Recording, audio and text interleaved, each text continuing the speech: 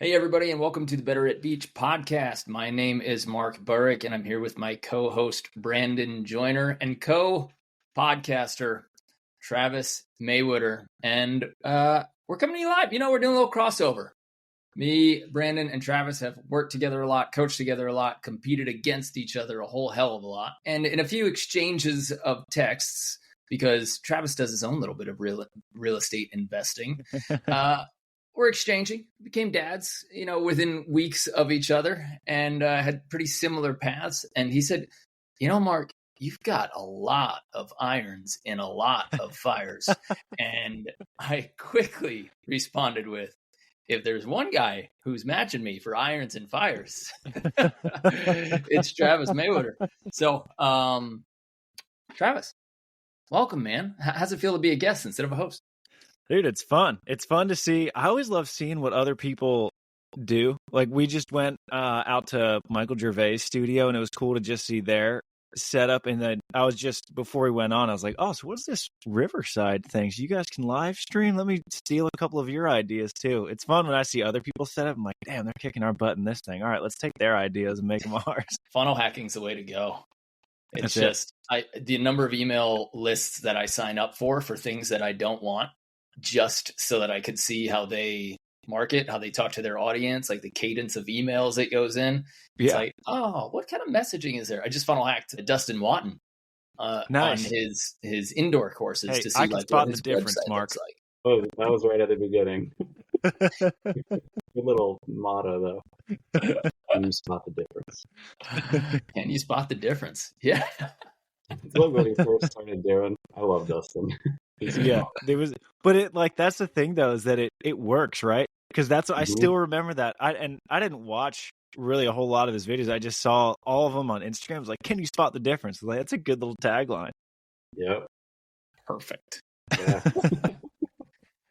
Hey, first hard-hitting question. What's been the hardest part of transitioning out of playing? And what's been the best part?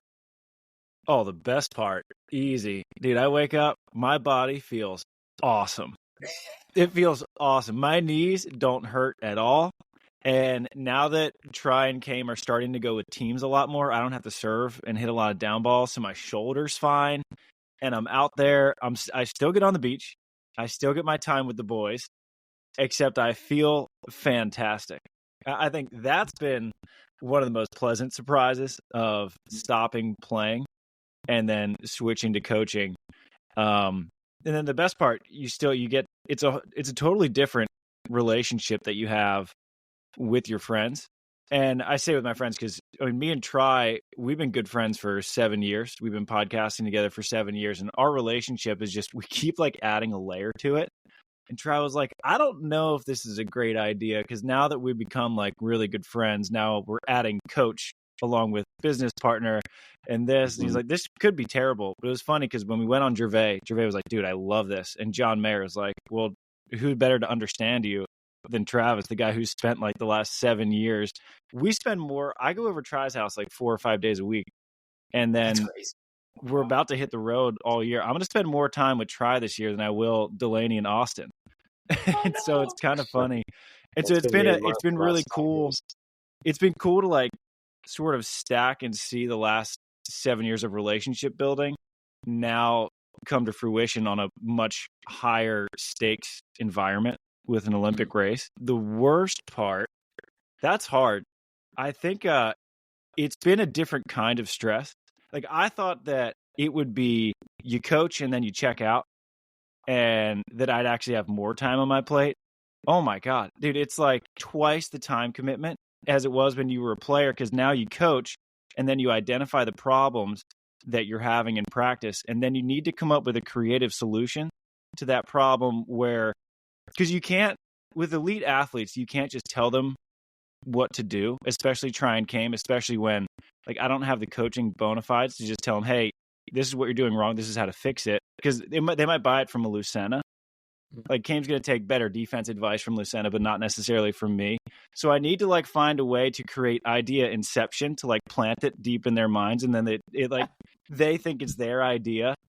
And so I'll spend all day like calling John Mayer or Lucena or whoever. I'm like, hey, here's the problem. Like, how do we solve this? And I'm looking up. I'm like, man, I've been coaching for like 7 hours today, and only 2 of them were on the beach.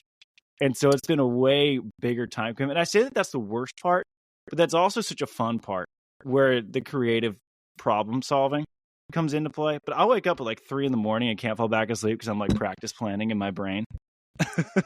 Yep. I think you guys can probably relate. Well, you know who's already built a couple hundred practice plans. Dude, I have on my desktop right behind this screen, I have the Better at Beach coaching manual. It gets views. It gets views from one guy at least. Yeah, pretty soon we'll send that to our audience. We just got to get through draft number 17 first.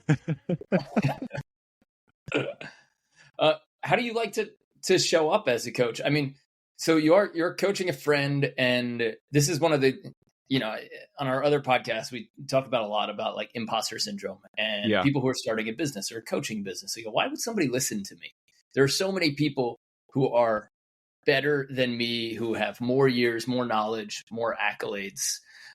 And the whole answer is, no matter where you are in your journey, you might have seen something different. Like just because you saw 100 countries, I might have seen a different city in the country that you visited. I might have seen a couple of countries that you haven't visited.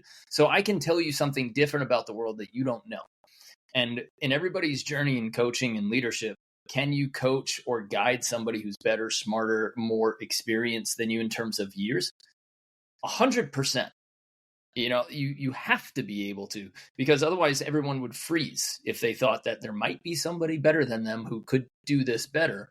We wouldn't have any businesses or entrepreneurs or podcasters, right? So how are you attacking, other than inception building, like what type of awkward conversations as a coach do you approach it as questions?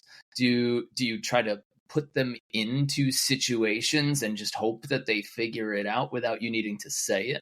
How are you getting through that? It's a lot of I do a lot of constraint training with them. It's a lot of constraint training because with Try and Came, we were trying to, it's not like we were going to reinvent the wheel with what they're doing. We didn't have the time to add a whole bunch of stuff, but I was like, Try, you have one of the best passers on the planet, and your option efficiency last year was 70%. So your number one side out, just statistically, was your optioning, but you only hit it on like 2% of your offensive attempts.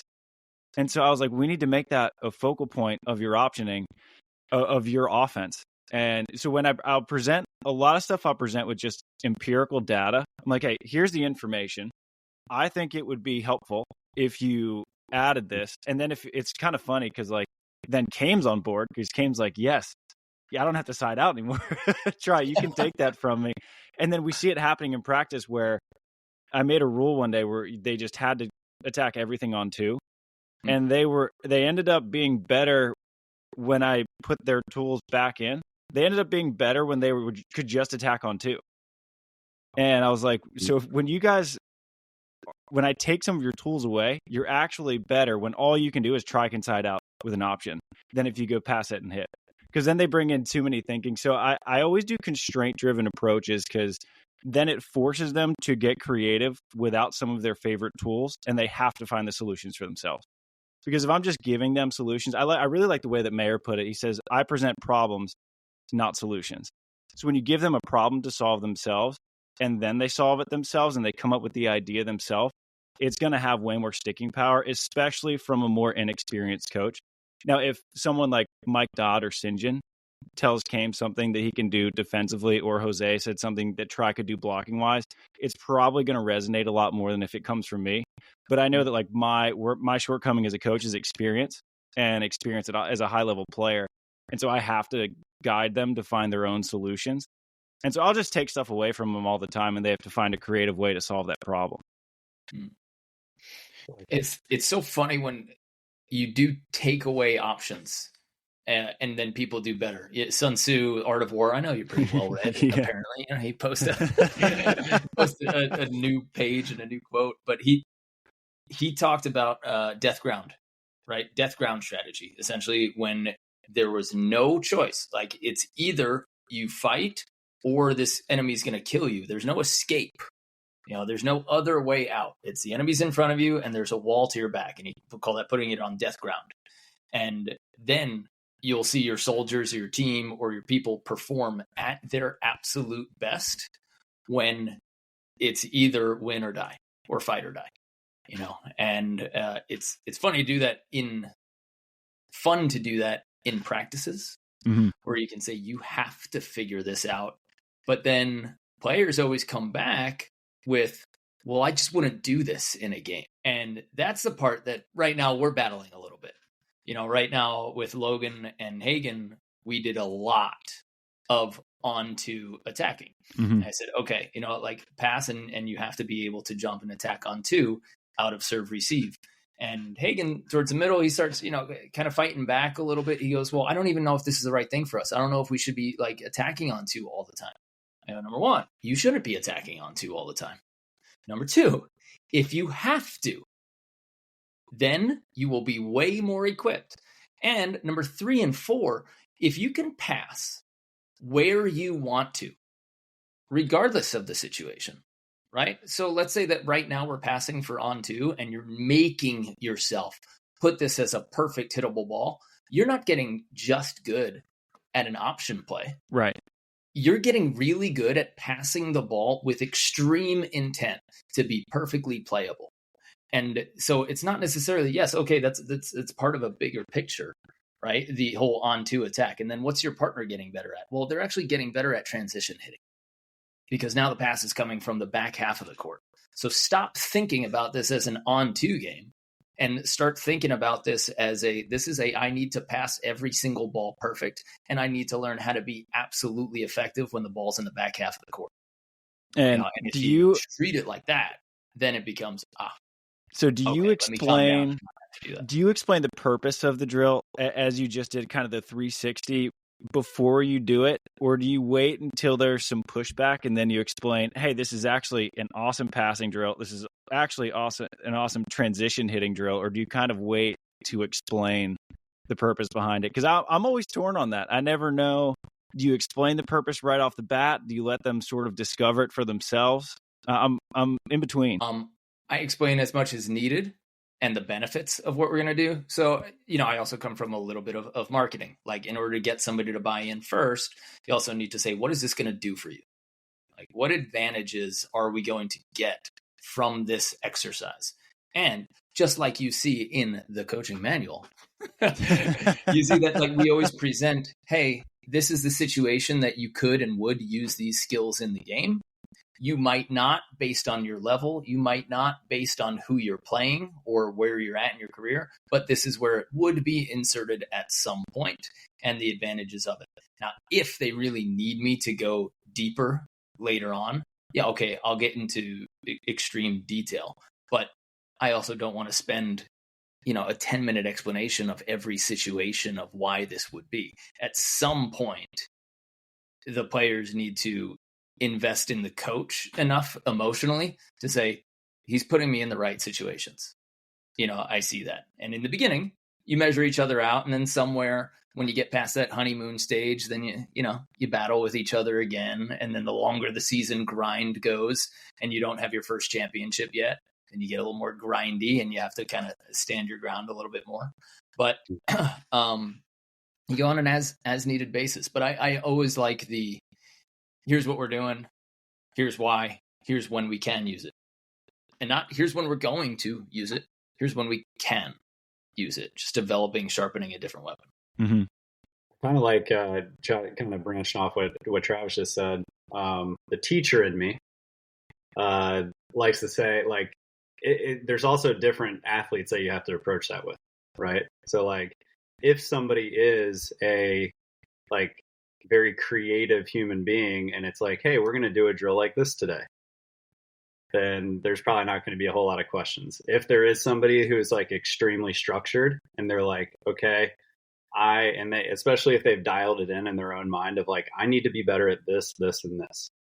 And then a drill puts them in a situation that either doesn't allow them to focus on those issues or it highlights one of those issues. Then that's when they start to like, I think, question, same thing in school.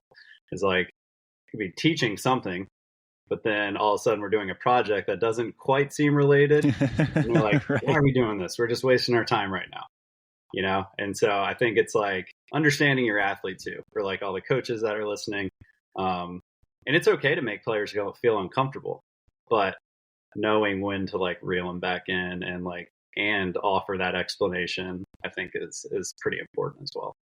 And I think a word that came up for you, Mark, is trust, where there has to be trust from athlete to coach and vice versa. And I think that's one of the big magical pieces of Kristen Nuss, Taryn Cloth, and Drew Hamilton, where they trusted in Drew so much that they eschewed all of the conventional wisdom of beach volleyball.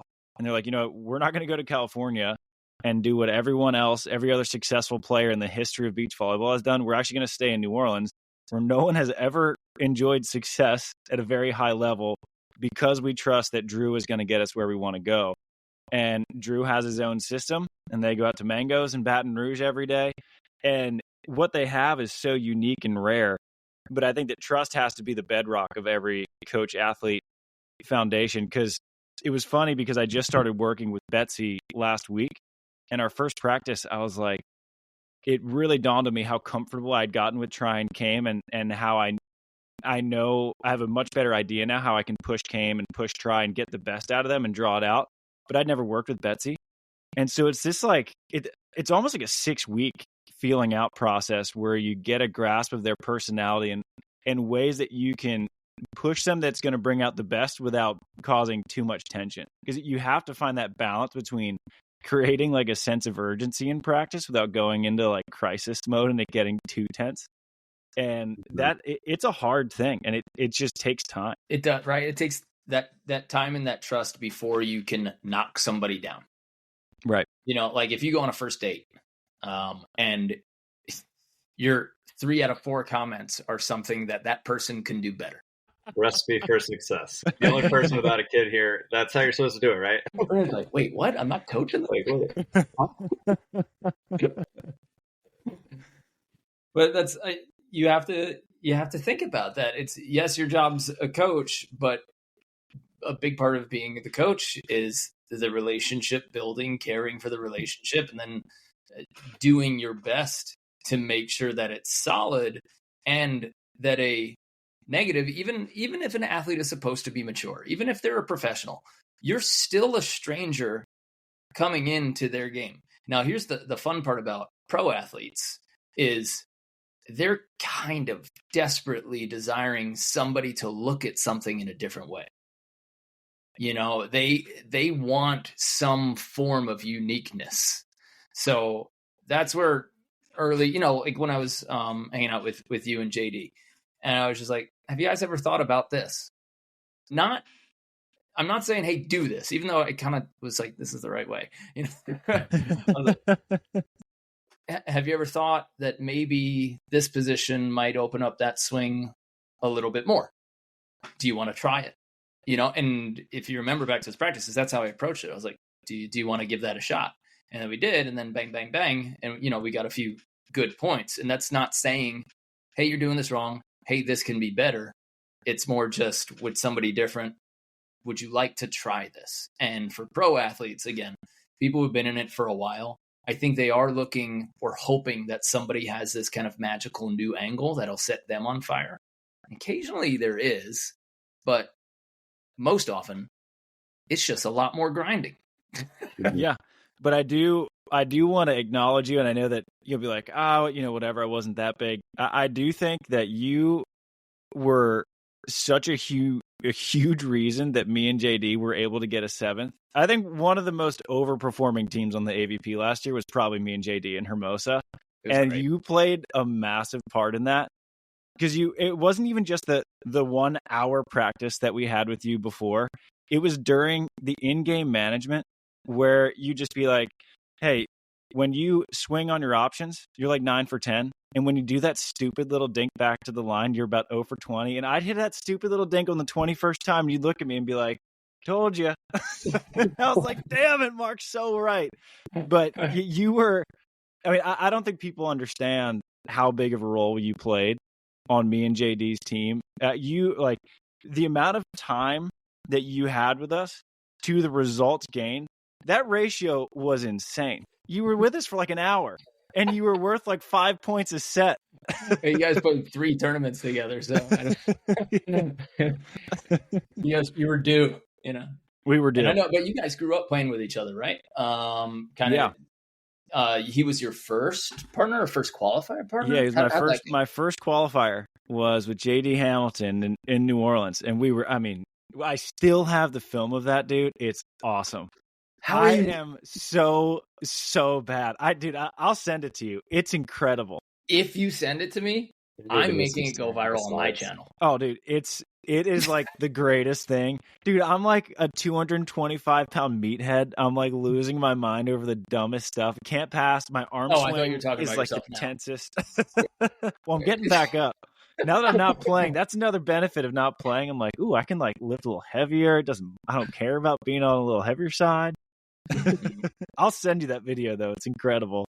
Oh, that'd be great. I saw Janelle got to see a high school interview. So I played 1 season of high school ball, and it was when I still had my New York accent. She like almost threw up in her mouth.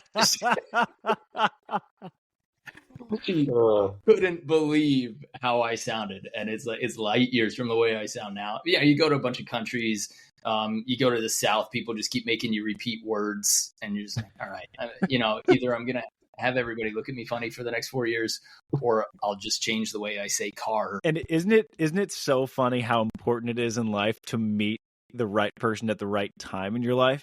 If I had met Delaney when I was in college, there's a 0% chance we would have gotten married. Like if you'd have met Janelle when you had that crazy New York accent, no chance. Wait. This guy was handing out 3 compliments for everyone. You know what he was doing. Yeah, he's building that trust. That's awesome. No, that was so. Do you take any parallels from coaching, being a player, and then figuring out being a good husband? Oh wow, what a good question. So I just actually had my father-in-law who runs he's had a couple businesses, and so the business that he runs now, essentially he gets like a lot of small business owners together who aren't big enough to have their own executive boards. So kind of like a Better at Beach. And he has them, all their presidents or CEOs come together, and if they have problems that they're having trouble solving, essentially they're able to bounce their ideas off each other as their own executive board, sort of. And so he puts these boards together. But what he does when a client signs up, he has them take a DISC personality test.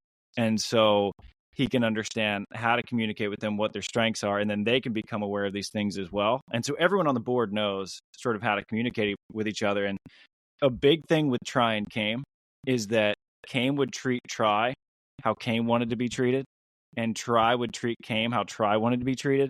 And they could not be any different of people. Try just wants to check out and not say a word and just sort of feel things out, but Came wants to talk his way through stuff. And so we get these personality tests back, and number one on Try's list of ways not to communicate with Try is to ramble. And meanwhile, like we're in like this pseudo timeout in practice, and for a full minute straight, Cam is just like and just like walking through his problems. And to Cam, it's like a great way to walk through a problem. And Try's like, bro, like what just happened? And so I had them sit down and take this personality test. And the vibe at practice, just because of the awareness of how not to communicate with each other and how to communicate with each other, it has been a 1,000 times better. Because at that level, like the physical differences between between those guys, it's like a 0.5%. Like everyone can hit a high line, cut shot, and swing angle. But it's just the team chemistry and the mental side that I think makes such a massive difference. But like, could you imagine if you treated like your spouse the way you would treat your friend? Like so much of being a good husband is also knowing how they want to be treated. And you bring that onto the court where a partnership isn't all that different from a marriage, where you spend all this time together. It's a very high stakes environment. Things are tense. The rewards are crazy high, but then you can also like fall apart with one bad tournament or practice if you don't know how to come together. And so I see a lot of it. It was actually Delaney's idea to have them take the personality test. And it was huge. Yeah. And so like a lot of that stuff, just like if I were to treat Delaney how I wanted to be treated, it'd be a disaster and vice versa. And so I was like, I'm seeing this play out on the court where we have these like two guys who want two completely different things and they have no idea. I go through this story at camps and we've got a little personal development course called The Sessions in our membership. And one of the stories I always go through is when Janelle gets sick and when I get sick. Like she grew up with all girls, I grew up with all boys. That for sure plays a lot of difference. But the type of person Janelle is, let's start with the type of person that I am. Me first. I love that mentality in marriage. If I'm sick, me and any of my brothers were sick, right? The rest of the family would play. You would be kind of just locked in your room. And the way that I want to treat it is I'm not feeling good right now. The way that I work out is, I'm trying to get better right now. I'm going to put my head down. I'm going to battle my demons, get through it, and I'll come out. If you come into the room during that time, if you try to engage me in conversation or touch me like petting, I don't like it. It's just let me be sick and alone for the next couple of days and I'll come out when I'm better. Janelle's quite the opposite. Janelle's wants to be coddled and cuddled. She wants me to make sure that I'm checking in with her and be there with her. So whenever we got sick, we always got into this huge argument. And I was just like, how are we getting into an argument right now when nobody's feeling good? And it was only because every time she's like, well, I was sick all last week and I felt like all you did was ignore me. And I was like, yeah, you were sick. And she looks right back at me and goes, yeah, I was sick. And we were like, we're both so confused, just staring at each other. And then the more I started coaching and doing these like kind of player development stuff, I realized that there's so much stuff that we're doing with players, so many things that I needed with my partners that I never got because no one ever took me through them. And I didn't study it early enough. And hey, how do you communicate? What do you need to hear on match point? How do you warm up? I never asked people how they wanted to warm up. And what I would do is I would insert 9 out of 10 feeds that were right on the edge of their capability to see if I can get them to improve. And 9 out of 10 guys, I want to be in a rhythm feeling confident when I'm actually playing. And so I never got that because I wanted to be constantly challenged. And so I started studying that with players and with my, former partnerships. And I was like, wait a second, this is a good marriage thing. And then a few marriage books into it, I'm like, yeah, this is the same stuff. You just got to ask them what they need when they need it and ask kind of seemingly dumb questions. And they seem dumb to you because you think that they're 100% automatic. Whatever you grew up with, whatever your mentality is, you just assume, of course. Everybody wants to be challenged during warm-up, or the opposite. Of course, everybody wants to feel good and have 100 consistent touches before they step into a game, whereas I would be bored. Yeah, so we had to figure that out. That's another thing I wanted to commend you on is when you were like king of helping me with all my shotgun marriages last year as a partner. I think you helped me work through like 3 or 4 different partners, and I had great finishes with all of them, but when I played with Avery, you had 2 practices with us before we went to New Orleans, and you sat us down. And this is something as a player I took to try and came. And you said, "Hey, if one of you guys is in a rut, Travis, if you're in a rut, how do you want Avery to talk to you?" And I was like, the worst thing you can do is get this next one. Because that's not helpful. I'm trying to get the next one. Trust me, I'm doing that. Oh, what a brilliant idea. Get the next one. Right. I wasn't trying to get the last one. Thanks. Right. Yeah. I was like, just let me know, what have they done? Are they moving later? Are they running a lot of fours? Or what can I do that I haven't tried yet? Have I gotten stubborn running the same outside set? Just hey, try a back set or something. Give me something strategic to try. And Avery's like, oh, I never would have thought of that. And I was like, well, what do you want? He goes, just tell me to side the F out. I was like, I would not have told you that. And fortunately in New Orleans, Avery played close to perfect, so I never had to tell him to side the F out. But he had to help me through a handful of ruts, and I could see him wanting to be like, yo, just try the F out. And he's like, just, they're running force. I was like, thank you for that information. I appreciate that. Not to insert an ad, but I'll insert an ad. So this isn't one of our paid programs, guys. This is one of our free tools that we have on betteratbeach.com. If you want to go through a series of questions, if you're a coach listening and you want to take your team through it, I highly recommend it. If you're working with a partner consistently and you want to kind of get on the same page with each other, we've got just a free questionnaire, and it comes with a little printout. It'll get emailed to you so that you guys can discuss these things on your own. But just go to betteratbeach.com/partner profile.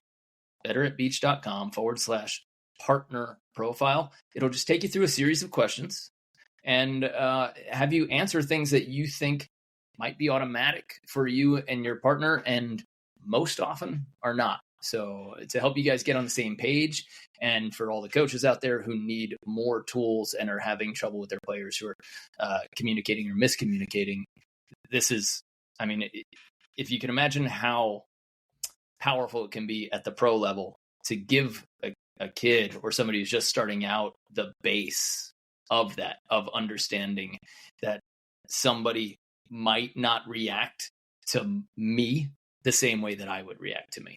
And that's an important thing. So betteratbeach.com/partner profile if you want to check it out. Also, testimonial, Travis. Yeah. And if that's a good testimonial, actually, Travis. Hey, clip it out. And you could also click, I'm not supposed to do this, so my marketing coach is going to yell at me, but click on the link around this video, and then I'll send it to you. There we go. Yeah, we're only supposed to send people to one link now because we're losing a lot of people. We don't know where they go. It's like they walk into our store, and then we have no idea where they are. So we're trying to see what happens on our website and what people need the most. And apparently, there are a lot of coaches looking for more coaching tools. A much higher percentage than there are players who are looking to get coached, which is pretty interesting. And Brandon's the same way, and I'm assuming you're the same way, Travis, but when we started our businesses, you're like, of course, everybody wants to do everything they can to get better at beach volleyball, right? Like who wouldn't be playing a sport and want to go through the hard stuff and the months of grinding and workouts and reps and open yourself up to a coach who's going to help you get better? Who wouldn't want that? We were wrong. A lot. A lot of people just want to play. A lot of people want to smile and just love. They just want to love it. Margaritas, sunsets, playtime. Boy, were we wrong. It's crazy. But coaches, they're, they feel obligated to do a great job for their kids. They feel obligated to do a great job for their club directors. This is actually now a source of income for them. So if they suck at being a coach, they're going to lose a source of income that they could potentially have. So now we're doing more and more on Better at Beach to start helping coaches. And now we've got a coach specific program where we're meeting with them once a week. And we're taking them through all of our technique courses. And all of the coaches who become members are invited to all of our in-person clinics, so that it always comes with like unlimited free coaching clinics, just because part of our mission early was help 1 million people get better at beach volleyball. And if you do help early on, we said, okay, we're going to do it through adults, because adults have this giant web, right? A bunch of kids will look to an adult and they'll say, that's going to be my mentor. That's the person that's teaching me. So if you teach the adults the right thing, that information filters down quickly to the young people. And I guess it took us 8 or 9 years to realize, hey, we're coaches. Why don't we help coaches? Because they have the immediate influence on players and the evolution of the sport. So we've got that program all built out, and we're hunting for coaches, guys. So if you want, just check out our page. Also, Travis, who's now an AVP coach and an FIVB coach and in the Olympic run, which I want to talk about in a second, he's actually going to be one of our master coaches for our complete players, which means that next week, so today's Monday, March 4th, next week, all of the players in our program who are getting better, who are lifting, who are doing the drills, they get to post their videos. And our coaching staff, along with Travis for this week, get to go in there and just critique, offer feedback, offer advice, ask good questions on any question or video that they post in our private community. And one of our elite members will get to do a sit-in for a full match analysis of Travis's, whether he chooses his teams or one of his own matches, that's up to him. And Maybe a 20-minute private video analysis with one of our elite members. So if you want to check that out, click on the link below. Make sure you get involved. If you want to get coached by yet another AVP coach, that's what's going to be happening the week of March 11th. Or maybe we might have to push that back, but it's happening soon because Travis, you're getting on the road soon. Like the literal, I guess not the literal road to Paris, but hopefully this summer I will be on a road in Paris with Try and Came. Okay. That would be ideal.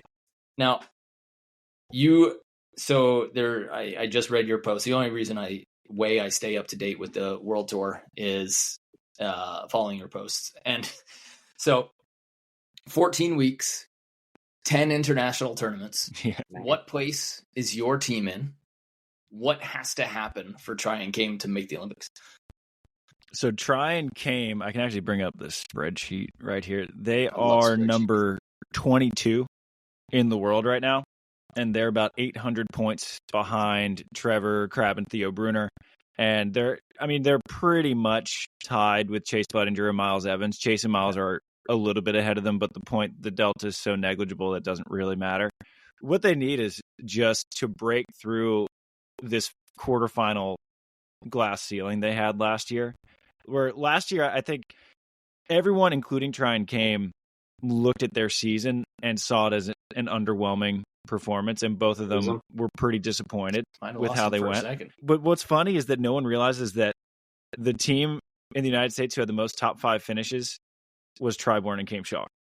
So Andy and Miles had a phenomenal season, and they got a bunch of medals. But in terms of consistently making the quarterfinals, Try and Came were the best at that. They just only one time they won their quarterfinal.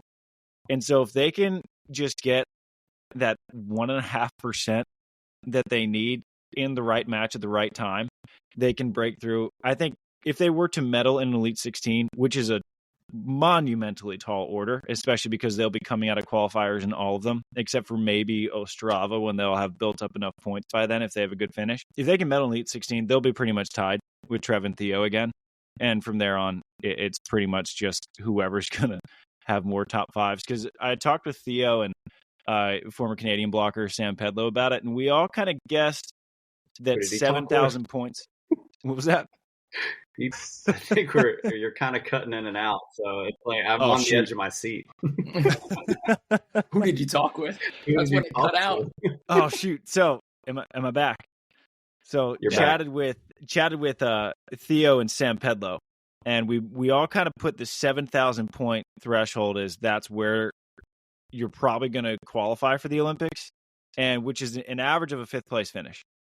And so the more 5ths or better that you stack up, the more likely you are to qualify. And the further this race goes on, I think the more accurate that 7,000 point cut line seems. I think for the American men, probably going to be more like 73 or 70. But if you just keep stacking 5th after 5th after 5th, and you sprinkle in a bronze, a silver, if you win one, that would be awesome.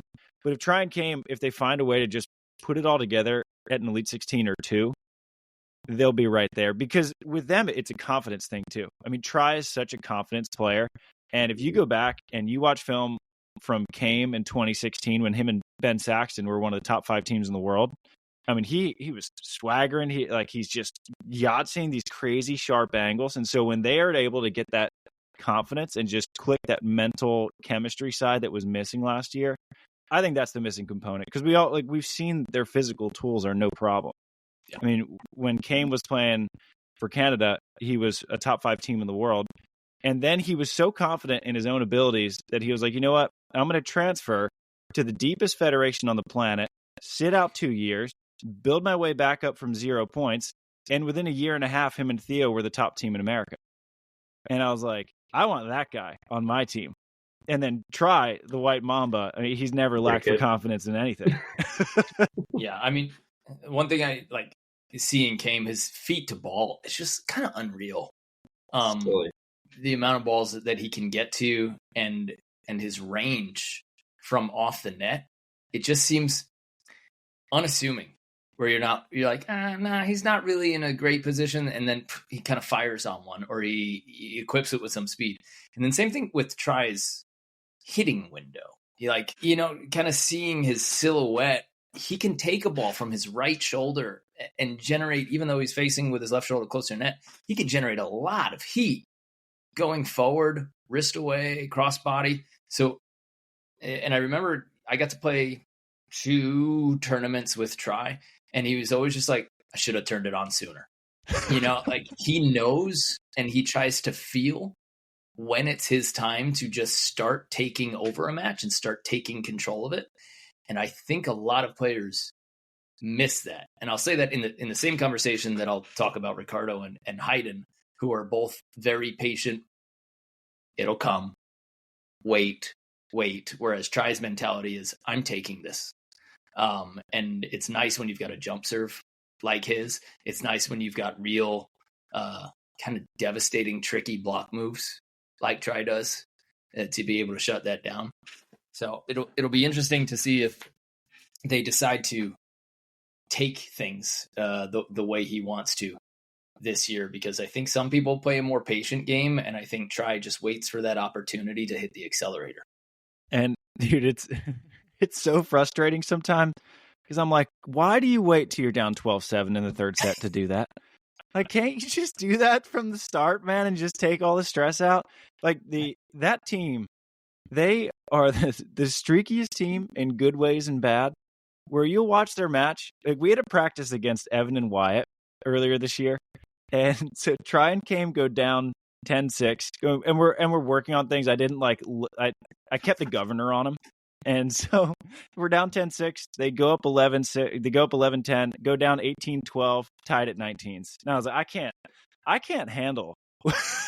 It's like, Try, take what you're doing when you guys are good, and try to replicate that for me, please. Or I understand why coaches age fast. I'm like, man, is my hair gray yet? All right, still blonde.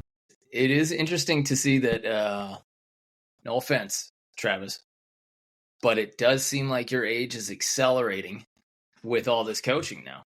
Well, you are coaching, you're dadding, you're writing, you're filming. Your YouTube channel, Sandcast YouTube channel, is churning out tons of content now. It's crazy to see. Do you feel like you're working harder now that you're not in athlete competitor mode than you were in athlete competitor mode, or is it the same? Because for me, I was fried while I was playing, and I realized that I was giving 100% of what I had in both directions, all 3 directions, whatever you want, but that doesn't mean I was giving 100% in terms of actual like performance or what they deserved. And so now that I am not playing, barely coaching, I feel like I have so much attention, creative energy, and the ability to pay attention to what's happening in the business to make effective changes.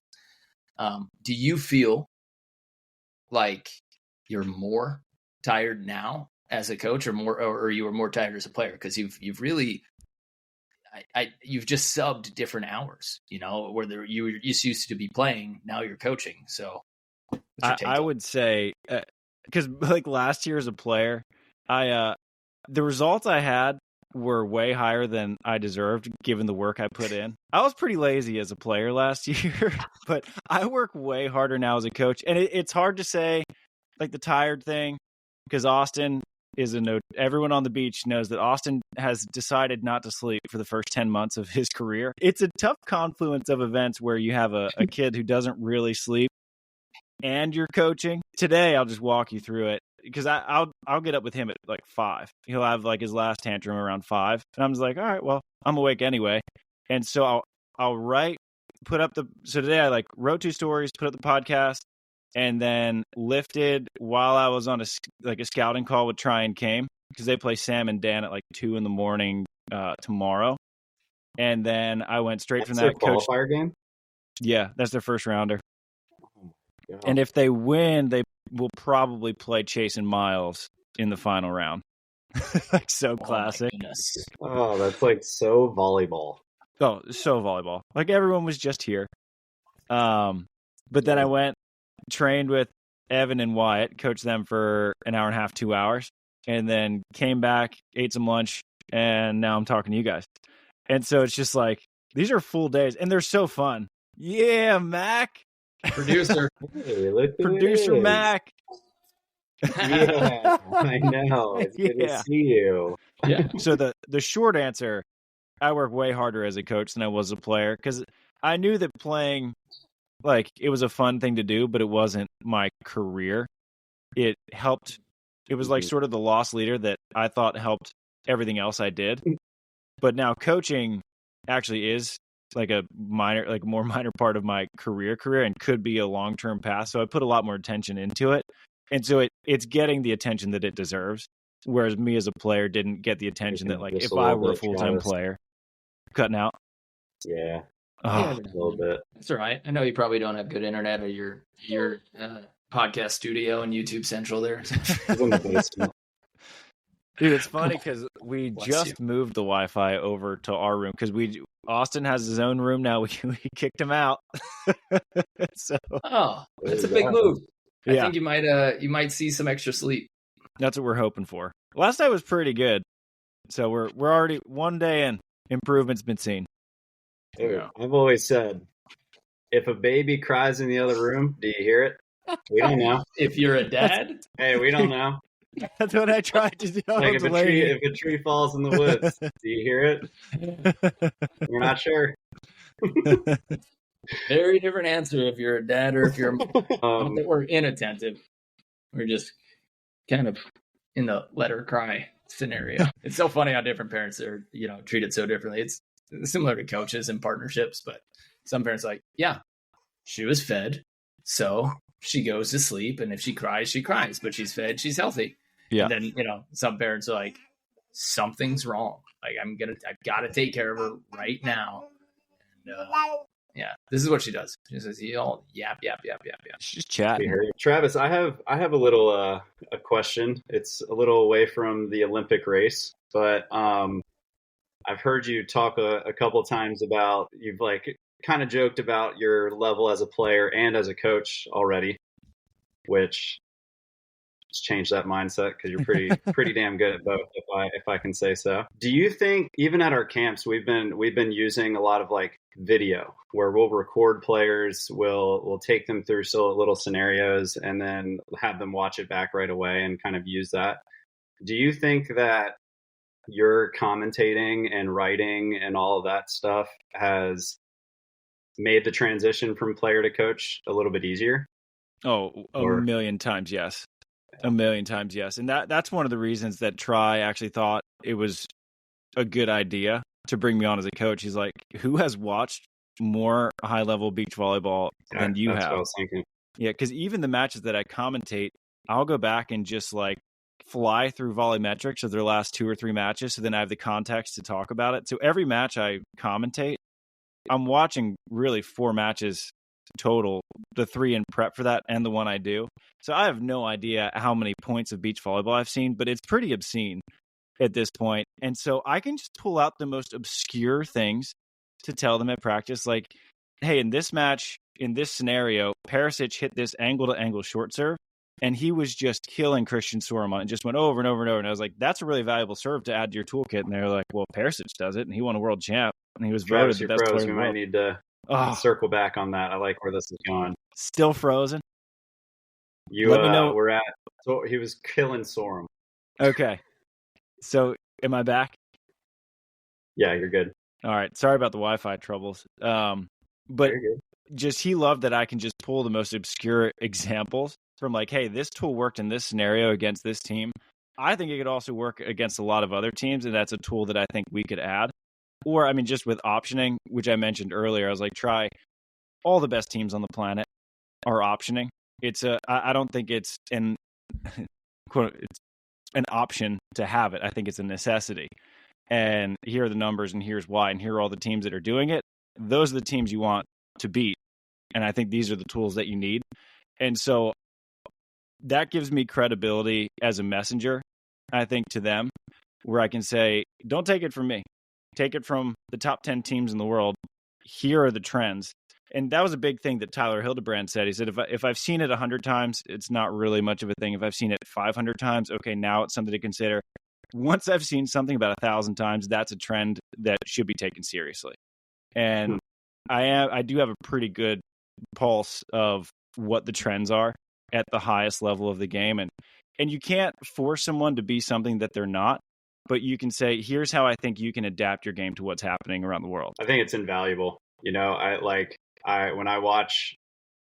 When I think about you as a coach and like when I've tuned into games, the amount of statistics and the things and stories that you have about these people, like not only do you know how Try and Kane play and have seen them in a successful scenario, you've seen them in a scenario where they probably want to improve on, but you also have seen every other team go through those same ups and downs. What was the cause of those ups? What was the cause of those downs? And so I think I'm happy to hear that you're leaning into that, because I think that's just really, it's really cool to hear. And it's a cool transition. I don't know if we've had the coaching world of our level doesn't really get talked about as much, but I wonder if there's ever been like a commentator gone coach. Usually it's like the other way around, where it's a coach gone commentator. Yeah. That's interesting, because you met like Rich Lamborn, and I also love the people I get to commentate with too, because I'll just pick Rich Lamborn's mind and he'll be teaching me things on the broadcast. I'm like, Rich, what'd you see here? And he'll go off about it. I'm like, ooh, I'm writing that down, buddy. Appreciate that. I got to, I was at the Norseca event with Hagen and Logan, just watching their matches. And, Brandon was playing, and Cody as well. And I was just like, it is weird. It's really weird for me to have taken St. John Smith's seat as the coach, which is like, but then you think about it, like every kind of father-son, father-daughter, whatever relationship there is. And this is now the third Olympian whose son or daughter I've been hired by that Olympian, like to coach, where they're like, yeah, I kind of trust your views, but regardless, they just won't listen to me if it's coming from me. So they like try to find the best person that they think is giving them decent information, just because father-son, father-daughter relationship, it's just got to come from somebody. But at this tournament, I went and I sat next to him, and I was like, hey, St. John. Sorry, Mackenzie. I was like, hey, just, feel free to think out loud for the next 2 hours. Or stop by a practice from time to time. Yeah, what you're thinking. It was cool. He was so down with it. He really did think out loud. He put into the air what he was thinking, and the things that he did pick up on were brilliant. And then the tendencies that he's like, well, every team in the world does this in transition. And I was like, yeah. I go, do you focus? I was like, do you plan on that? Do you trap it? Do you trap them into it? He goes, well, step one is just knowing that they're going to do it. These guys aren't doing it. These guys don't know what's even coming. So it was, but it was cool just to sit next to them and sit next to a mentor and just have them think out loud. And the more you think about mentors are going to places that you want to go. I'm sorry. Is it your turn? Okay, I can go. The more that you like want to go places, the more you should sit in the rooms with people, even if you hear them thinking out loud, even if you hear them like talking, the amount of information that you could pick up there is just so invaluable, but if you sit in a silo, if you sit alone and you try to figure out all your own problems, you're not going to get the solutions that are available from the last 2 decades of somebody's expertise. And St. John, I think he does such a good job of not overstepping his bounds. It's got to be so hard for him to resist telling Hagen everything he wants to tell him. So when I played with Hagen in Hermosa of 20, and we make Saturday, and St. John is watching, but he's not like in our box with us, and we just get dunked on, just smashed by Troy and DR or Chase Frischman.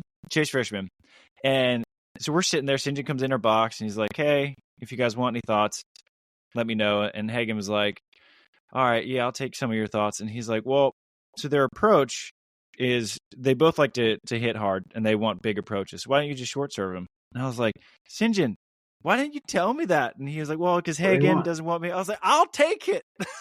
Tell us. He's so great. We lost you again on that. So it was, dude, like when people listen, we're going to get a lot of comments on this podcast because people are, hold on, we don't know. Maybe it might write itself. Like when Mark and I go back and listen to this, we're going to get the answer. I'm going to pull from all the different recordings. Where did I cut? Pretty much right when Hagen, exactly where he was about to give you great advice. Yeah. Oh, just dangling the carrot for you guys. Yeah. So Sinjin, he was basically like, these guys have big, long approaches. They like to hit. Why don't you just short serve them? And like, it's such a simple thing, but you're in the like heat of a match and you got the adrenaline going and your brain is like overcooking and exploding. I'm like, that's so obvious. Like, why didn't you just tell me that, Sinjin? And he was like, well, Hagen doesn't want me to interrupt unless he asks for it. And I was like, but I'll take it. You can interrupt me.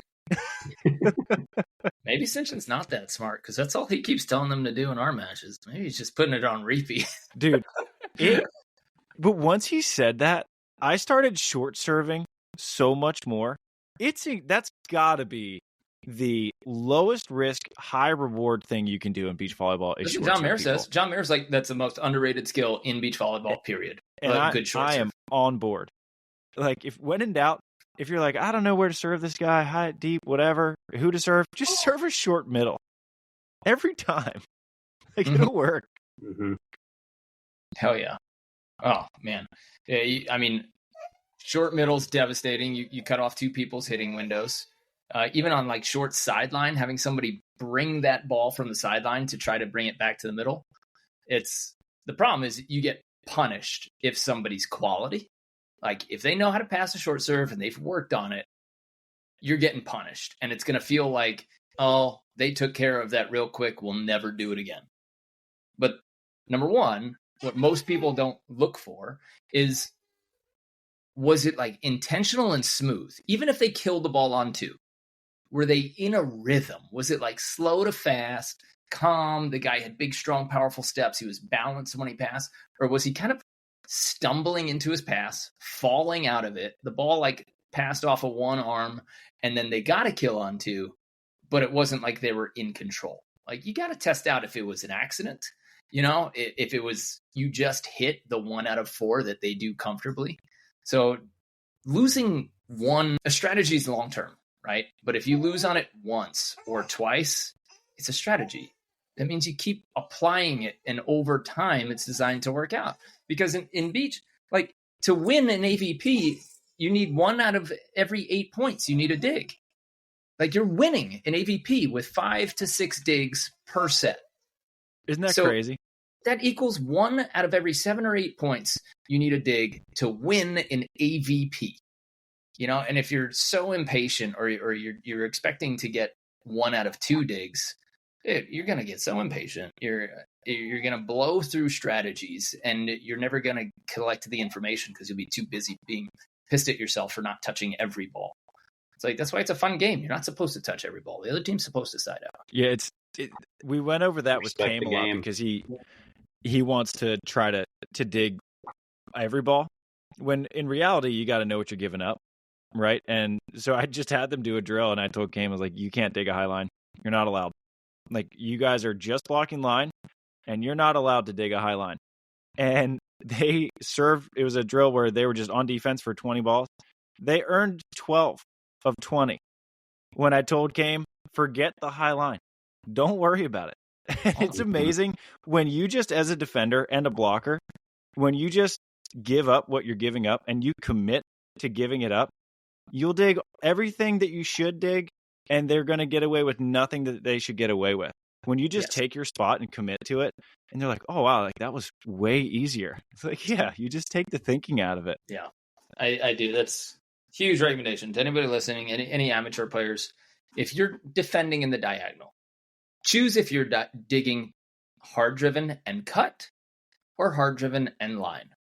And just play for those two, ignore the other one. And one of the things that I said that we're playing, and then a couple times when I was in your box, was He's got to hit this 3 times this match for us to even come close to defending or paying attention to it. Until he does that, it's not in your mind.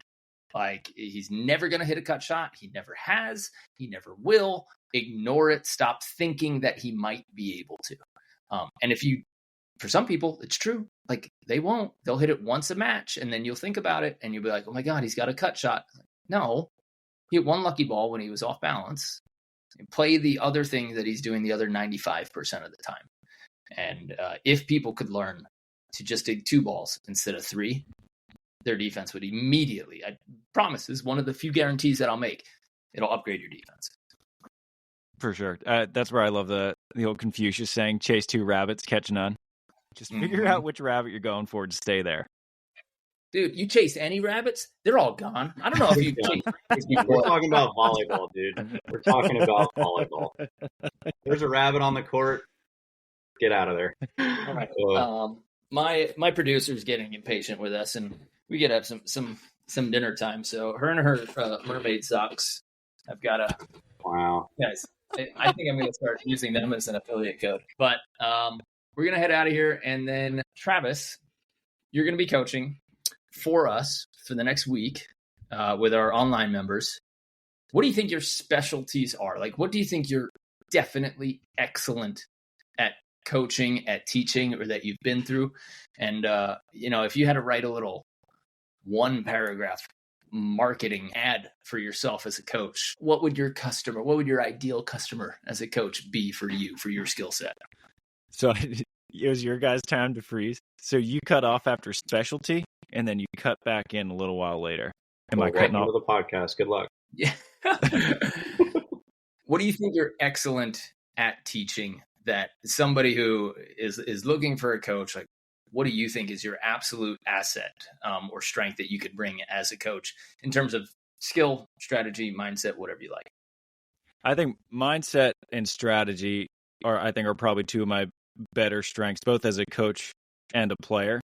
Just because as an undersized blocker who had 0 experience with beach volleyball until I was almost 25 years old, that was the only way I could have expedited my success on the beach was with the mental and strategy side of the game. I think that's the biggest strength I bring to the table as a coach. I think just my background as a journalist and interviewing people is I can help sort of ask the right questions to help them find the solutions on their own. Like, I can sort of help them explore how to get to the solution without saying, oh, here's what you did wrong, here's how you fix it. It's just like, all right, the word I use to try a lot, I'm like, can I invite you to try this?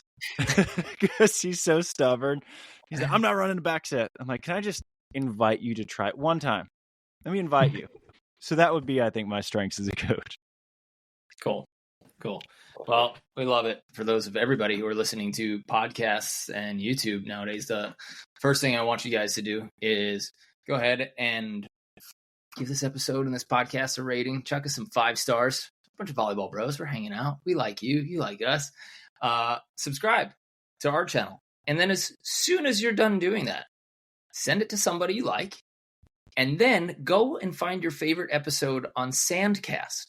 Make sure you're subscribed to that. You guys have no idea how much it helps us to show companies, to show sponsors, everything, to show them that we have subscribers and that we have a highly rated and that we get a certain number of minutes and hours played. So just if you want to invest in your sport, if you want to give something of yourself, just throw that rating down, subscribe to 2 awesome podcasts, the Sandcast and Better at Beach Volleyball. And if you want to get coached by Travis next week, make sure that you are signed up for the membership. And we are getting his masterclass up and running, and that should be available in April, where he's going to give us a lot of his other technical and strategic tips in a full masterclass that will be in the Better at Beach Complete Player program. So hope you guys come along for the ride. And yeah, make sure you subscribe to his YouTube channel, Sandcast, his podcast, as well as ours, Better at Beach. And you'll be hearing some of our ads on his podcast coming up. So if you want to use all of his affiliate codes that are buried somewhere halfway into the episode, you got to listen to the whole thing in order to get it. Eric Dangle. then you get a nice discount on some of our camps. Travis, best of luck in your in the upcoming weeks. Phew, It's an exciting race. Happy it's to stressful. follow along. Pulling for you. I was telling Delaney that as a player, kind of stressful though. Yeah, as a player, the stress is practice. You're like, it's kind of a grind. The tournaments are the fun part. Coaching is the opposite. We're practicing, like, cool, like we're solving problems today. We're working. Then tournaments, I'm like, I can't do anything. I'm like freaking out over here. But I appreciate all the kind words, boys. I appreciate you having me on. It's fun to be a guest on a podcast. Yeah, man. We love you, buddy. Good luck. Kick some butt. And we will see you on the sand. Shoots, boys.